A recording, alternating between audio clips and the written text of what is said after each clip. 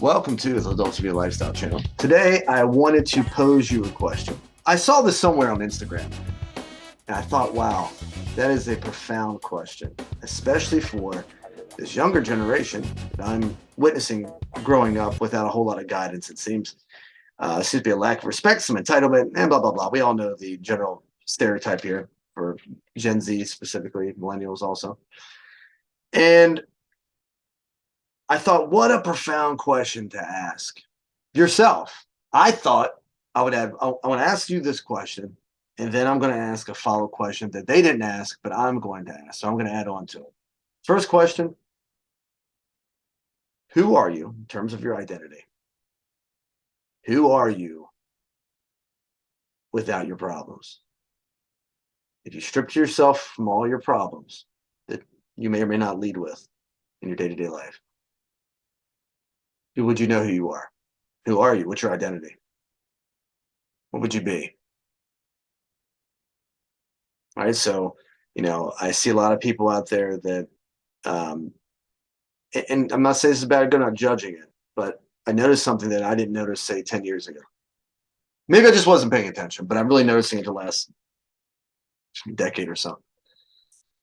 It's all people are almost like they're bragging about what medications they're on, talking about what mental illnesses they have, almost like bragging about it, leading with it, like to total strangers. How they're a victim. That's all I hear about is how they're a victim, and this person is bad, and this is why they can't do this is why they can't do that, and all these just problems. Some of them seem to be self-created, or these invisible barriers that they're creating for themselves, almost to give themselves an identity because they can't seem to establish one for themselves.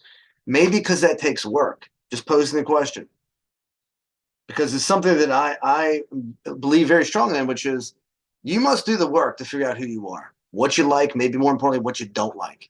That involves some introspection, that involves some research, that involves a lot of experience. And a lot of those things tend to be painful. They tend to take a lot of effort, and sometimes it's not always pleasant, but you learn and you know who you are, and ultimately it's going to better your life. You're going to be more empowered. You can be much more powerful, and you're going to be happier in the long term. Because again, you're going to know what you like, who you are, and what your identity is without your problems. Does that make sense? And I just a very strong belief in that. So I'm wondering, and I heard that question posed, and I was like, wow, what a great question. Who are you without your problems? So all the people that I see, and I hear this from teachers, I hear this from therapists, I hear this from anyone that deals with people on a day-to-day, salespeople, anyone who deals with people on the regular day-to-day basis.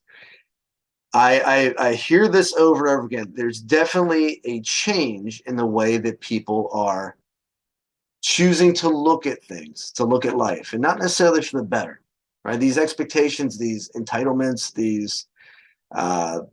this way they want the world to perceive them. It's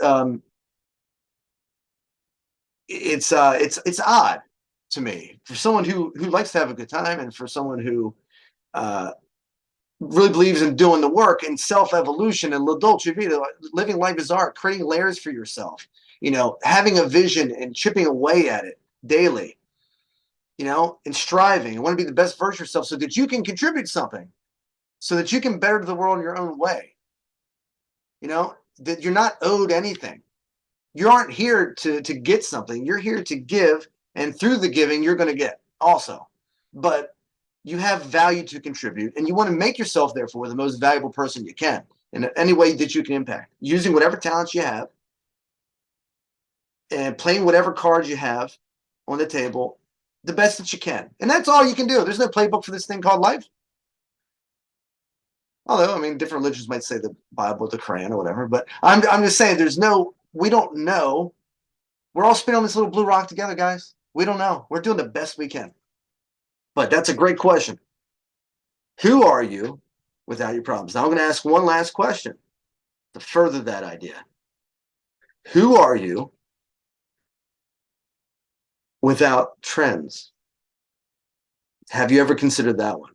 Without trends, without what's popular, who are you? No Kim Kardashian, no left wing, no right wing, no problems. Who are you? Without any trends, no Nike, no, what's your identity?